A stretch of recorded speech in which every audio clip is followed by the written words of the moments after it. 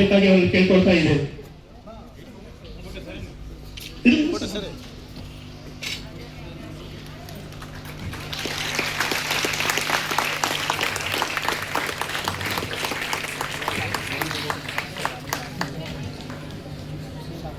ಸಂವಿಧಾನ ಪ್ರಸ್ತಾವನೆ ಭಾರತದ ಜನಗಳಾದ ನಾವು ಭಾರತವನ್ನು ಒಂದು ಸಾರ್ವಭೌಮ ಸಮಾಜವಾದಿ ಸರ್ವಧರ್ಮ ಸಮಭಾವದ ಪ್ರಜಾಸತ್ತಾತ್ಮಕ ಗಣರಾಜ್ಯವಾಗಿ ರಚಿಸಲು ಮತ್ತು ಅದರ ಸಮಸ್ತ ನಾಗರಿಕರಿಗೆ ಸಾಮಾಜಿಕ ಆರ್ಥಿಕ ಮತ್ತು ರಾಜಕೀಯ ನ್ಯಾಯ ವಿಚಾರ ಅಭಿವ್ಯಕ್ತಿ ವಿಶ್ವಾಸ ಧರ್ಮಶ್ರದ್ಧೆ ಮತ್ತು ಉಪಾಸನಾ ಸ್ವಾತಂತ್ರ್ಯ ಸ್ಥಾನಮಾನ ಹಾಗೂ ಅವಕಾಶ ಸಮಾನತೆ ದೊರೆಯುವಂತೆ ಮಾಡಲು ಮತ್ತು ವ್ಯಕ್ತಿ ಗೌರವವನ್ನು ರಾಷ್ಟ್ರದ ಏಕತೆಯನ್ನು ಹಾಗೂ ಅಖಂಡತೆಯನ್ನು ಸುರಕ್ಷಿತಗೊಳಿಸಿ ಅದರಲ್ಲಿ ಭ್ರಾತೃ ಭಾವನೆಯನ್ನು ವೃದ್ಧಿಗೊಳಿಸಲು ಶ್ರದ್ಧಾಪೂರ್ವಕ ಸಂಕಲ್ಪ ಮಾಡಿರುವುದ ಬಿಟ್ಟು ಮತ್ತೆ ಇನ್ನೂ ಹಲವಾರು ಕಾರ್ಯಕ್ರಮಗಳಿತ್ತು. ಸರ್ಕಾರಕ್ಕಿಂತ ಹೆಚ್ಚು ನಮಗೆ ಇವತ್ತು ರಾಯಚೂರಲ್ಲಿ ನಮ್ಮ ಹನುಮಂತಕೋಟೆ ಮತ್ತು ತಿಮ್ಮಪ್ಪ ಅವರು ನಮ್ಮ ಭಾರತೀಯರ ಸೇವಾ ಸಮಿತಿ ಮತ್ತೆ ವೆಲ್ಫೇರ್ ಟ್ರಸ್ಟ್, ಭಾರತೀಯರ ಸೇವಾ ಸಮಿತಿ ಸರ್ವಧರ್ಮಗಳ ಸೇವೆ ಮಾಡಿದ್ರೆ ನಮ್ಮ ಹನುಮಂತಕೋಟೆ ಅವರು ಸರ್ವಧರ್ಮಗಳ ಸೇವಾ ಟ್ರಸ್ಟ್ ಅಂತ ಮಾಡಿಕೊಂಡಿರೋದ್ರಿಂದ ನಾವಿಬ್ರು ಒಂದು ಬಾಂಧವ್ಯ ಇರ್ತಕ್ಕಂಥ ಒಂದೇ ಮನಸ್ಸಿರ್ತಕ್ಕಂಥ ಅಣ್ಣ ತಮ್ಮಂದ್ರು ನಾವೆಲ್ಲರೂ ಒಂದು ಕುಟುಂಬದವರು ಅಂತ ಆ ಕಾರ್ಯಕ್ರಮಗಳೆಲ್ಲ ಬಿಟ್ಟು ಬಂದಿದ್ದೀವಿ. ಆದ್ರಿಂದ ಇವತ್ತು ವಿಶೇಷವಾಗಿ ಸಂವಿಧಾನ ಸಮರ್ಪಣಾ ದಿನ ಅಂತ ತಮ್ಮೆಲ್ರಿಗೂ ಶುಭಾಶಯ ಹೇಳೋದ್ರ ಮೂಲಕ ನಾನು ಎರಡು ಮಾತಾಡಕ್ಕೆ ಬಯಸ್ತೀನಿ. ಸಮಯ ಕಡಿಮೆ ಇರ್ಬೋದು ಅನ್ಕೊಂತೀನಿ. ಈಗಾಗಲೇ ಶಾಲಾ ಮಕ್ಕಳು ಹೋಗೋದಕ್ಕೆ ಪ್ರಯತ್ನ ಮಾಡ್ತಾ ಇದ್ರಿ. ನಿಜವಾಗ್ಲೂ ಇದೊಂದು ಯಾವುದೋ ರಾಜಕೀಯದ ಕಾರ್ಯಕ್ರಮ ಅನ್ಕೋಬೇಡಿ, ಯಾವುದೋ ಒಂದು ಅವರ ಸ್ವಾರ್ಥಕ್ಕೆ ಕಾರ್ಯಕ್ರಮ ಅಂತ ತಿಳ್ಕೊಬೇಡಿ. ಇಂದಿನ ಮಕ್ಕಳು ಮುಂದಿನ ಪ್ರಜೆಗಳು, ಈ ಸಮಾಜವನ್ನು ಕಟ್ಟುವಂತ ಶಕ್ತಿ ನಿಮ್ಮಲ್ಲಿದೆ. ಈ ಒಂದು ಕಾರ್ಯಕ್ರಮಗಳನ್ನ ಭಾಗವಹಿಸಬೇಕು. ನಾವು ಇಂಥ ಕಾರ್ಯಕ್ರಮಗಳನ್ನ ನೋಡಿ ತಿಳ್ಕೋಬೇಕು, ಇಂಥ ಕಾರ್ಯಕ್ರಮಗಳನ್ನ ನೋಡ್ಬೇಕು. ಯಾಕೆಂದ್ರೆ ಇದೆಲ್ಲ ಸಮಾಜಕ್ಕೋಸ್ಕರ ತನ್ನ ಸ್ವಾರ್ಥವನ್ನ ಬಿಟ್ಟು ನಿಸ್ವಾರ್ಥವಾಗಿ ಕೆಲಸ ಮಾಡುವಂತ ಒಂದು ವ್ಯಕ್ತಿಗಳ ಕಾರ್ಯಕ್ರಮ ಇದು. ತಾವೆಲ್ಲರೂ ಇದಕ್ಕೆ ನಿಜವಾಗ್ಲೂ ಮುಂದಿರಬೇಕು. ಒಂದಿನ ಶಾಲೆಗೆ ರಜೆ ಹಾಕಿದ್ರೂ ಪರವಾಗಿಲ್ಲ, ಇಂಥ ಕಾರ್ಯಕ್ರಮಗಳಲ್ಲಿ ಭಾಗವಹಿಸಿ ಇಂಥ ಸೇವೆಗಳು ಯಾವ ರೀತಿ ಮಾಡ್ತಾ ಇದ್ದಾರೆ, ಇಲ್ಲಿ ಯಾರೇ ಬಂದಿರೋರು ಯಾರು, ಇವ್ರನ್ನ ಯಾಕೆ ಕರೆಸಿದ್ದಾರೆ, ಇವ್ರ ಸಾಧನೆಗಳೇನು, ಇವ್ರು ಏನು ಕಾರ್ಯಕ್ರಮ ಮಾಡ್ತಾ ಇರೋದು ಉದ್ದೇಶ ಏನು ಅಂತ ತಮ್ಗೆ ಅರಿವಾಗಬೇಕು. ಯಾಕೆಂದ್ರೆ ಕಷ್ಟದಿಂದ ಬಂದಿರೋರು ಮಾತ್ರ ಅದರ ಅರ್ಥ ಸಿಗುತ್ತೆ. ಕಷ್ಟದಿಂದ ನಾವು ಇವತ್ತು ನಮ್ಮ ತಂದೆ ತಾಯಿಗಳು ಓದಿಸ್ಬೇಕಾದ್ರೆ ಅವ್ರಿಗೆ ಕೂಲಿ ಮಾಡ್ತಾರೆ, ಸಿಮೆಂಟ್ ಕೆಲಸ ಮಾಡ್ತಾರೆ, ಆಟೋ ಓಡಿಸ್ತಾರೆ, ಡ್ರೈವಿಂಗ್ ಕೆಲಸ ಮಾಡ್ತಾರೆ, ಅವ್ರ ಪ್ರಾಣಗಳನ್ನು ಒತ್ತೆ ಇಟ್ಟು BBMP ಕೆಲಸ, ಕಸ ಗುಡಿಸೋದು, ಇನ್ನೊಂದು ಆತರ ಎಲ್ಲಾ ರೀತಿಯಲ್ಲಿ ಯಾವುದೋ ಒಂದು ಕೆಲಸ ಮಾಡಿ ತನ್ನ ಮಕ್ಕಳಿಗೆ ವಿದ್ಯಾಭ್ಯಾಸ ಕೊಡ್ತಾರೆ. ಯಾಕೆ ಗೊತ್ತಾ? ನಾವು ಪಡುವಂತ ಕಷ್ಟ, ನಾವು ಮಾಡುವಂತ ಕೆಲಸ, ನಾವು ಪಡುವಂತ ನೋವು ಅವ್ರು ಪಡಬಾರ್ದು. ಅವ್ರು ವಿದ್ಯಾವಂತರಾಗಬೇಕು, ಈ ಸಮಾಜದಲ್ಲಿ ಬೆಳಿಬೇಕು, ನಮ್ಮನ್ನ ಈ ಸಮಾಜದಲ್ಲಿ ಈ ಬಡತನ ನಿರ್ಮೂಲನೆ ಮಾಡಬೇಕು ಅನ್ನೋ ಉದ್ದೇಶದಿಂದ ತಮ್ಮ ತಂದೆ ತಾಯಿಗಳು ವಿದ್ಯಾಭ್ಯಾಸನ ಕೊಡ್ತಾ ಇದ್ದಾರೆ. ಆ ತಂದೆ ತಾಯಿಗಳಿಗೆ ನೀವು ಯಾವತ್ತೂ ದ್ರೋಹ ಬಗೆಯುವಂತ ಕೆಲಸ ಮಾಡಬೇಡಿ.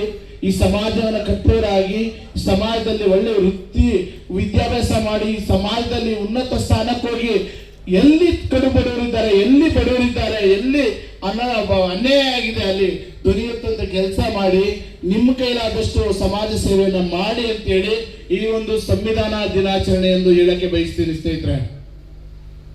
ಸಂವಿಧಾನ ಸಮರ್ಪಣಾ ದಿನ ಅಂದ್ರೆ ಇವತ್ತು ತಾವು ನೋಡಿದಂಗೆ ಒಂದು ದೇಶದಲ್ಲಿ ಒಬ್ಬ ವ್ಯಕ್ತಿಯ ಮಹಾನ್ ವ್ಯಕ್ತಿಗಳ ಸ್ಟ್ಯಾಚ್ಯೂಗಳಾಗ್ಬೋದು, ಫೋಟೋಗಳಾಗ್ಬೋದು, ಪೂಜೆ ಮಾಡ್ಬೋದು, ಅವ್ರ ಹೆಸರು ಹೇಳಿ ಹೊಗಳೋದು ನೋಡಿ ಇಡೀ ವಿಶ್ವದಲ್ಲಿ ಏನಾದ್ರೂ ಇವತ್ತು ಇಡೀ ವಿಶ್ವ ಮಾನವ ಅಂತ ಯಾರಾದ್ರೂ ಹೆಸರು ಪಡ್ಕೊಂಡಿದ್ರೆ ಅದು ಬಾಬಾ ಸಾಹೇಬ್ ಅಂಬೇಡ್ಕರ್ ಮಾತ್ರ. ವಿಶ್ವದ ಮಾನವ. ವಿಶ್ವದಲ್ಲಿ ಯಾರು ಅತಿ ಹೆಚ್ಚು ಓದಿದ್ದಾರೆ ಅಂದ್ರೆ, ಯಾರು ವಿಶ್ವದಲ್ಲಿ ಜ್ಞಾನವಂತರು ಅಂತ ವಿಚಾರ ನೋಡಿದಾಗ ಬಾಬಾ ಸಾಹೇಬ್ ಅವರು ಮೊದಲನೇ ಸ್ಥಾನದಲ್ಲಿ ಕೂತ್ಕೊಳ್ತಾರೆ. ಇವತ್ತು ಸಂವಿಧಾನ ಯಾಕೆ ಕೊಟ್ಟಿದ್ದಾರೆ? ಸಂವಿಧಾನದಲ್ಲಿ ಏನಿದೆ? ಇವತ್ತು ಬಾಬಾ ಸಾಹೇಬರು ಹೆಣ್ಮಕ್ಳಿಗೆ ಸಮಾನತೆ ಕೊಟ್ಟರು. ಹೆಣ್ಮಕ್ಳು ಒಂದು ಜಾತಿಗೆ ಸೀಮಿತ ಇದ್ದಾರ? ಇವತ್ತು ಅಂಬೇಡ್ಕರ್ ಅವರನ್ನ ದಲಿತ ಸಮುದಾಯಕ್ಕೆ ಮಾತ್ರ ಮೀಸಲಾಗಿ ಇಟ್ಕೊಂಡಿದ್ದಾರೆ. ಸುಳ್ಳು ಅದು. ಇವತ್ತೇನು ಸರ್ವಧರ್ಮ ಸೇವಾ ಟ್ರಸ್ಟ್ ಅಂತ ಮಾಡ್ತಾ ಇದ್ದಾರೆ ನಮ್ಮ ಹನುಮಂತಕೋಟೆ. ಸರ್ವ ಧರ್ಮದಲ್ಲೂ ಬಡವರಿದ್ದಾರೆ, ಬಡ ಹೆಣ್ಮಕ್ಳಿದ್ದಾರೆ, ಬಡ ಮಕ್ಕಳಿದ್ದಾರೆ, ಬಡವರಿದ್ದಾರೆ. ಸರ್ವ ಧರ್ಮಗಳಲ್ಲೂ ಕಷ್ಟಪಡೋರಿದ್ದಾರೆ. ಅವ್ರಿಗೆ ನ್ಯಾಯ ಕೊಡಿಸುವಂತ ಕೆಲಸ, ಅವ್ರಿಗೆ ಅನುಕೂಲ ಆಗೋ ರೀತಿಯಲ್ಲಿ, ಅವ್ರಿಗೆ ಒಳ್ಳೇದಾಗೋ ರೀತಿಯಲ್ಲಿ ಅವ್ರಿಗೆ ಒಳ್ಳೇದು ಮಾಡಬೇಕು ಅನ್ನೋ ಉದ್ದೇಶದಿಂದ ಸರ್ವ ಧರ್ಮಗಳನ್ನು ಇವತ್ತು ಮಾಡಿದ್ದಾರೆ. ಅದೇ ತರ ಅವತ್ತು ಅಂಬೇಡ್ಕರ್ ಅವರು ಸರ್ವ ಧರ್ಮಗಳಿಗೂ ಸರ್ವ ಜಾತಿಗಳಿಗೂ ಸಮಾನತೆ ಸಿಗ್ಬೇಕು ಅಂತ ಮೀಸಲಾತಿಯನ್ನ ಕೊಟ್ಟಿದ್ದಾರೆ. ಇವತ್ತು ಎಲ್ಲ ಅಧಿಕಾರಿಗಳು ಅಧಿಕಾರ ಪಡಿಬೇಕಾದ್ರೆ ಒಂದು PO ನಿಂದ ಹಿಡಿದು ಪ್ರೈಮ್ ಮಿನಿಸ್ಟರ್ಗೂ ಮೀಸಲಾತಿಯಿಂದ ಮಾತ್ರ ಅವರಿಗೆ ಇವತ್ತು ಅವಕಾಶ ಸಿಕ್ಕಿ ಇವರು ಪ್ರಧಾನಿ ಆಗಿದ್ದಾರೆ ಹೊರತು ಯಾವುದೇ ಒಂದು ದೇವರು ಇನ್ನೊಬ್ರು ಕೊಟ್ಟಿರೋದಲ್ಲ. ಮೀಸಲಾತಿಯಿಂದ ಮಾತ್ರ. ಇವತ್ತು ಹೆಣ್ಮಕ್ಳಿಗೆ 6 ತಿಂಗಳು ಗರ್ಭಿಣಿಯಾದಾಗ ಕೆಲಸದಲ್ಲಿದ್ರೆ 6 ತಿಂಗಳು ರಜೆಯನ್ನ ಕೊಟ್ಟಿದ್ದು ಘೋಷಣೆ ಮಾಡಿದ್ದು ಅಂಬೇಡ್ಕರ್ ಅವರು. 6 ತಿಂಗಳು ಸಂಬಳ ಕೊಡಬೇಕು ಅಂತ ಘೋಷಣೆ ಮಾಡಿದ್ದು ಅಂಬೇಡ್ಕರ್ ಅವರು. ಕಾರ್ಮಿಕರ ಪರವಾಗಿ ಅವ್ರಿಗೆ 12 ಗಂಟೆ ಇರ್ತದೆ, 8 ಗಂಟೆಗೆ ಕೆಲಸ ಮಾಡಬೇಕು, ಅವ್ರ ಆರೋಗ್ಯ ಕೆಡುತ್ತೆ, ಅವ್ರ ತೊಂದರೆ ಒಳಪಡ್ತಾರೆ, ಅವ್ರಿಗೆ ಅನ್ಯಾಯ ಆಗುತ್ತೆ ಅಂತ 12 ಗಂಟೆ ಇರ್ತದೆ, 8 ಗಂಟೆ ಕೆಲಸ ಮಾಡಿದ್ದು ಅಂಬೇಡ್ಕರ್ ಅವರು. ಆಸ್ತಿಗಳಲ್ಲಿ ಪ್ರತಿಯೊಂದು ಅಧಿಕಾರದಲ್ಲಿ ಇವತ್ತು ಮೀಸಲಾತಿ ಅಂತ ಹೆಣ್ಮಕ್ಳಿಗೆ ಸಮಾನತೆ ಅರ್ಧ ಪಾಲು ಸಿಗ್ಬೇಕು ಅಂತ ಅದನ್ನ ಆಯ್ಕೆ ಮಾಡಿದ್ದು ಅಂಬೇಡ್ಕರ್ ಅವರು. ಸಂವಿಧಾನದ ಮೂಲಕ ಇವತ್ತು ಎಲೆಕ್ಷನ್ ಆಗ್ಬೋದು, ಪಂಚಾಯತಿ ಸದಸ್ಯರಿಂದ ಹಿಡಿದು ಪ್ರೈಮ್ ಮಿನಿಸ್ಟರ್ಗೂ ಎಲೆಕ್ಷನ್, MP MLA ಈ ತರ ನಿಂತ್ಕೊಳ್ಳೋದಕ್ಕೂ ಒಂದು ಎಲೆಕ್ಷನ್ ಅಂತ ಕೊಟ್ರು. ಏನು ಮೀಸಲಾತಿ ಅಂತ ರಿಸರ್ವೇಶನ್ ಮಾಡಿದ್ರು. ಆ ರಿಸರ್ವೇಶನ್ ಯಾಕೆ ಮಾಡಿದ್ರು ಅಂದ್ರೆ, ಅವರವರ ಸಮುದಾಯದಲ್ಲಿ ಬಡವರು ಯಾರಿದ್ದಾರೆ, ಅವರವರ ಜಾತಿ ಧರ್ಮದಲ್ಲಿ ಯಾರು ಬಡವರಿದ್ದಾರೆ, ಆ ಬಡವರನ್ನ ಉದ್ಧಾರ ಮಾಡಲಿ, ಆ ಬಡವರನ್ನ ಒಳ್ಳೆ ರೀತಿಯಲ್ಲಿ ತಗೊಂಡೋಗ್ಲಿ, ಆ ಬಡವರನ್ನ ಮೇಲ್ ತಗೊಂಡ್ಬರ್ಲಿ. ಅಲ್ಲಿರ್ತಕ್ಕಂಥ ಬಡ ಮಕ್ಕಳಿಗೆ ಅವರ ಸಮುದಾಯದಲ್ಲಿ ಆ ಧರ್ಮದಲ್ಲಿ ಬಡವರಿರ್ತಕ್ಕಂಥವ್ರಿಗೆ ಅವ್ರಿಗೆ ಸಮಾನತೆ ಸಿಗಲಿ. ಆ ಮೀಸಲಾತಿಯಿಂದ ಅವರು ಗೆದ್ದು ಅವರ ಸಮುದಾಯದ ಎಲ್ಲ ಬಡವರಿಗೂ ಒಳ್ಳೇದ್ ಮಾಡ್ಲಿ ಅಂತ ಮೀಸಲಾತಿ ಮಾಡಿದ್ರು. ಇವತ್ತು ಮೀಸಲಾತಿ ಏನಾಗ್ತಾ ಇದೆ ಅಂದ್ರೆ, ಅವರ ರಾಜಕಾರಣಿಗಳ ಕುಟುಂಬದವರಿಗೆ, ಅವರ ಬೆಂಬಲಿಗರಿಗೆ 10 ಎಕರೆ ಜಮೀನು ಇದ್ರೆ ಅವ್ರಿಗೆ ಸರ್ಕಾರಿ ಸೈಟ್ ಕೊಡ್ತಾ ಇದ್ದಾರೆ. 100 ಮನೆ 50 ಮನೆ ಇದ್ರೆ ಅವರು ಸರ್ಕಾರಿ ಮನೆ ಕೊಡ್ತಾ ಇದ್ದಾರೆ. ಅಂತವರಿಗೆ ಇವತ್ತು ಮೀಸಲಾತಿ ಸಿಗ್ತಾ ಇದೆ. ಅದನ್ನೆಲ್ಲ ನೀವು ಪ್ರಶ್ನೆ ಮಾಡೋರಾಗ್ಬೇಕು. ಇವತ್ತು ಎಷ್ಟೋ ಲಕ್ಷಾಂತರ ಜನ ಬೀದಿಯಲ್ಲಿ ಇವತ್ತು ತಾವು ನೋಡಿರ್ತೀರಾ, ಬ್ರ್ಯಾಂಡ್ ಬೆಂಗಳೂರು ಅಂತ ಮಾಡಿದ್ರು. ಬೆಂಗಳೂರಲ್ಲಿ ಸುಮಾರು 15 ಲಕ್ಷ ಜನ ಬೀದಿಗೆ ಹೋಗ್ಬಿಟ್ರು. ನಾವು ಪ್ರೊಟೆಸ್ಟ್ ಮಾಡಿ ಸುಪ್ರೀಂ ಕೋರ್ಟ್ ಆದೇಶ, ಹೈಕೋರ್ಟ್ ಆದೇಶ ತಗೊಬಂತು. ಬಡವರು, ನಿರ್ಗತಿಕರು, ಅಂಗವಿಕಲರು, ನಿರುದ್ಯೋಗಿಗಳು, ಹಿರಿಯ ನಾಗರಿಕರು ಬದುಕೋದಕ್ಕೆ ರೈಟ್ಸ್ ಇದೆ ಅಂತ ಹೇಳ್ಬಿಟ್ಟು, ಅಣ್ಣ 2 ನಿಮಿಷ ಇರೋಣ ದಯವಿಟ್ಟು, ಎಲ್ಲ ನಿಮ್ಮನ್ನೇ ನೋಡ್ತಾ ಇದ್ದಾರೆ ಅಣ್ಣ, 2 ನಿಮಿಷ. ಅವ್ರನ್ನ ಬೀದಿಗೆ ಹಾಕಿದಾಗ ಪ್ರೊಟೆಸ್ಟ್ ಮಾಡಿ, ನಾವು ಯಾಕೆ ಇವ್ರಿಗೆ ರೈಟ್ಸ್ ಇದೆ, ಸುಪ್ರೀಂ ಕೋರ್ಟ್ ರೈಟ್ಸ್ ಇದೆ, ಇವ್ರು ಬದುಕೋದಕ್ಕೆ ರೈಟ್ಸ್ ಇದೆ, ಇವ್ರ ಮೇಲೆ ಯಾವುದೇ ರೀತಿ ತೊಂದರೆ ಕೊಡಬಾರ್ದು ಅಂತ ಹೋರಾಟ ಮಾಡಿ ಇವತ್ತು 65 ಲಕ್ಷ ಜನ ಕರ್ನಾಟಕದಲ್ಲಿ ಬೀದಿ ವ್ಯಾಪಾರಿಗಳು ಬದುಕೋದಕ್ಕೆ ಅವಕಾಶ ಮಾಡಿಕೊಟ್ಟಿದ್ದೀವಿ ನಾವು ಹೋರಾಟದ ಮುಖಾಂತರ. ಸ್ನೇಹಿತರೆ, ಹಲವಾರು ವಿಚಾರಗಳಿದ್ದಾವೆ. ಪಾಪ ಮಾತಾಡೋರು ತುಂಬಾ ಇದ್ದಾರೆ, ನಮ್ಮ ಯೋಧರಿದ್ದಾರೆ. ಯಾಕೆಂದ್ರೆ ಇವತ್ತು ಬಾಬಾ ಸಾಹೇಬ್ ಅವರು ಒಂದು ಸಂವಿಧಾನ ಸಮರ್ಪಣಾ ದಿನ ಅಂತ ಹೇಳ್ತಾರೆ. ನೆಕ್ಸ್ಟ್ ಡಿಸೆಂಬರ್ 6 ಪರಿನಿರ್ವಾಣ ದಿನಾಚರಣೆ ಬರುತ್ತೆ. ಅಂಬೇಡ್ಕರ್ ಅವರು ತೀರೋಗ್ತಾರೆ. ಡಿಸೆಂಬರ್ 6ನೇ ತಾರೀಕು ಅಂಬೇಡ್ಕರ್ ತೀರೋಗ್ತಾರೆ. ಡಿಸೆಂಬರ್ 3ನೇ ತಾರೀಕು ಅಂಬೇಡ್ಕರ್ ಕಣ್ಣೀರು ಹಾಕ್ತಾ ಇರ್ತಾರೆ, ಅಳ್ತಾ ಇರ್ತಾರೆ.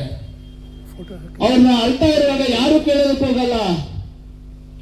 ಹೆಂಗೆ ಕೇಳೋದಂತ ಯೋಚನೆ ಮಾಡ್ತಾ ಇರ್ತಾರೆ. ಅವರ ಪಿ ಎ ಅವರಿಗೆ ನೀವು ಈ ದೇಶದ ಸಂವಿಧಾನ ಕೊಟ್ಟಂತ ದೇವರು, ನೀವು ಸಂವಿಧಾನ ಶಿಲ್ಪಿಗಳು, ಈ ದೇಶವನ್ನು ಕಟ್ಟದಂತ ಮಹಾನ್ ದೇವರು, ನೀವ್ಯಾಕೆ ಕಣ್ಣೀರು ಹಾಕ್ತಾ ಇದ್ದೀರಾ ಅಂತ ಕೇಳಿದಾಗ ಅವರು ಒಂದೇ ಒಂದು ವಿಚಾರ ಹೇಳ್ತಾರೆ, ನಾನು ಎಲ್ಲ ಈ ದೇಶಕ್ಕೆ ಸಂವಿಧಾನ ಕೊಟ್ಟೆ, ಎಲ್ಲ ನಾನೆಲ್ಲ ಮಾಡಿದ್ದೆಲ್ಲ ಸಕ್ಸಸ್ ಆಗಿದೆ. ಆದ್ರೆ ನಾನು ಪಟ್ಟಂತ ಕಷ್ಟ ನೋವುಗಳು ಯಾರೇ ಪಡಬಾರ್ದು ಅಂತ ಹೇಳ್ಬಿಟ್ಟು ಕಣ್ಣೀರು ಹಾಕ್ತಾ ಇದ್ದೀನಿ. ಇದಕ್ಕೇನ್ ಮಾಡ್ಬೇಕು ಅಂದಾಗ ನೋಡಿ, ಅಲ್ಲೊಂದು ಮಕ್ಕಳ ಗುಂಪಾಡ್ತಾ ಇದೆ. ಆ ಮಕ್ಕಳು ಗುಂಪಲ್ಲಿ ಎಲ್ಲ ವರ್ಗದ ಮಕ್ಕಳಿದ್ದಾರೆ. ಆದ್ರೆ ಹಿಂದುಳಿದ ವರ್ಗದ ಮಕ್ಕಳು, ಬಡ ಮಕ್ಕಳು, ನನ್ನ ಸಮುದಾಯದ ಮಕ್ಕಳು ಅವ್ರ ಜೊತೆಯಲ್ಲಿ ಇಲ್ಲ. ಚಿಕ್ಕ ವಯಸ್ಸಿಂದ ಈ ತರ ಎಲ್ಲ ಒಗ್ಗಟ್ಟಾಗಿ ಒಂದೇ ಶಾಲೆಯಲ್ಲಿ ಹೋಗಿ ಒಂದೇ ಜೊತೆಯಲ್ಲಿ ಆಡ್ಕೊಂಡು ಆ ಮಕ್ಕಳ ಜೊತೆ ನನ್ನ ಮಕ್ಕಳು ಆಡ್ಕೊಂಡು ದೊಡ್ಡವರಾಗಿ ಬೆಳೆದಾಗ ಈ ಜಾತಿ ಅನ್ನೋದು ನಿರ್ಮೂಲನೆ ಆಗುತ್ತೆ. ನಾನು ಅದನ್ನ ಸರಿಪಡಿಸಬೇಕು ಅಂತಿತ್ತು. ನಾನು ಚಿಕ್ಕ ವಯಸ್ಸಿಂದ ಮಕ್ಕಳನ್ನ ದೊಡ್ಡವರಾಗೋರ ಜೊತೆಯಲ್ಲಿ ಬೆಳೆದಾಗ ಈ ಜಾತಿ ಧರ್ಮ ಅನ್ನೋದು ನಿರ್ಮೂಲನೆ ಆಗುತ್ತೆ. ಸರ್ವ ಧರ್ಮಗಳು ಸಮಾನತೆಯಿಂದ ಬದುಕಬಹುದು, ನಾವೆಲ್ಲರೂ ಸಮಾನತೆಯಿಂದ ಇರ್ಬೋದು ಅನ್ನೋದನ್ನ ನಾನು ಈ ದೇಶಕ್ಕೆ ಸಾರಬೇಕಾಗಿತ್ತು. ನಾನು ಅದನ್ನ ಮಾಡಕ್ ಆಗ್ತಾ ಇಲ್ಲ, ಸಾಧಿಸಕ್ ಆಗ್ತಾ ಇಲ್ಲ ಅಂತ ಕಣ್ಣೀರಾಗ್ತಾ ಇದ್ದೀನಿ, ನೋವಾಗ್ತಾ ಇದೆ ಅಂತೇಳಿ ಕಣ್ಣೀರಾಗ್ತಾ ಇದ್ದೀನಿ ಅಂತ ಹೇಳಿ ಅಂಬೇಡ್ಕರ್ ಅವರು ಬಿಟ್ಟು ಹೋಗ್ತಾರೆ. ಅದನ್ನ ತೀರೋಗ್ತಾರೆ ಡಿಸೆಂಬರ್ 6ನೇ ತಾರೀಕು. ಅದನ್ನ ಇವತ್ತು ಸರಿ ಮಾಡ್ತಾರೆ. ಯಾರು ಹೇಳಿ? ಅಂಬೇಡ್ಕರ್ ಅವರ ಆದರ್ಶಗಳನ್ನು ಇಟ್ಕೊಂಡು ಅಂಬೇಡ್ಕರ್ ಅವರನ್ನ ಕನಸನ್ನ ನನಸು ಮಾಡಬೇಕು ಅಂತ ಇವತ್ತು ಸರ್ವಧರ್ಮಗಳ ಸೇವಾ ಟ್ರಸ್ಟ್ ಮಾಡ್ತಾ ಇದ್ದೀವಿ. ಅನ್ನದಾತರ ರೈತರಿಗೆ ಸನ್ಮಾನ ಸಮಾರಂಭ ಹಾಗೂ 3ನೇ ವರ್ಷದ ಗೌರವಪೂರ್ವಕ ಸನ್ಮಾನ ಸಮಾರಂಭದ ಅಧ್ಯಕ್ಷತೆ ವಹಿಸಿರ್ತಕ್ಕಂಥ ನಮ್ಮ ರಾಷ್ಟ್ರೀಯ ಅಧ್ಯಕ್ಷರ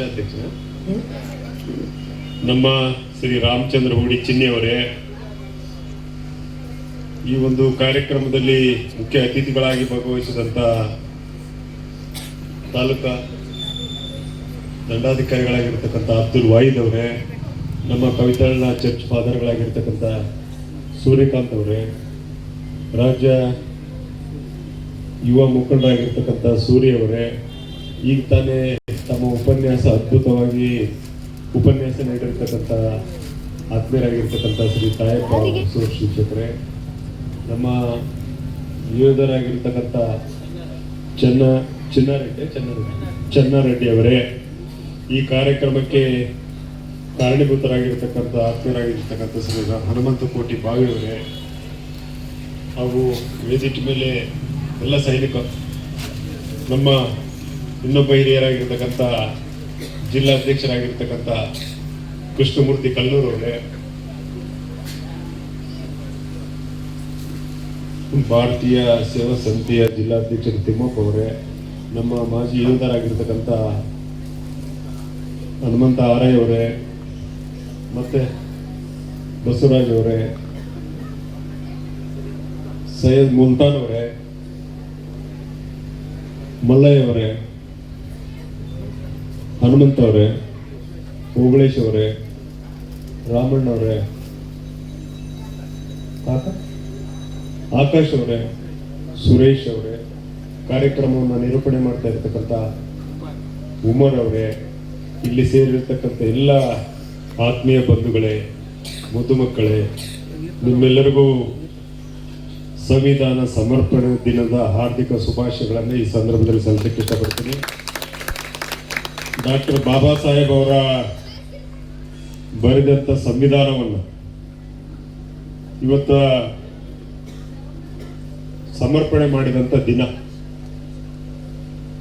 ಇವತ್ತ ಡಾಕ್ಟರ್ ಬಾಬಾ ಸಾಹೇಬ್ ಅವರ ಹಾಕಿಕೊಟ್ಟ ಮಾರ್ಗದಲ್ಲಿ ವಿಶೇಷವಾಗಿ ಈ ಕಾರ್ಯಕ್ರಮದ ಕೇಂದ್ರ ಬಿಂದು ಭಾರತೀಯರ ಸೇವಾ ಸಮಿತಿ ರಾಷ್ಟ್ರೀಯ ಸಂಸ್ಥಾಪಕ ಅಧ್ಯಕ್ಷರಾದಂಥ ಶ್ರೀಯುತ ಡಾಕ್ಟರ್ ರಾಮಚಂದ್ರ ಚಿನ್ನಿ ಹೂಡಿಯವರೇ ಹಾಗೂ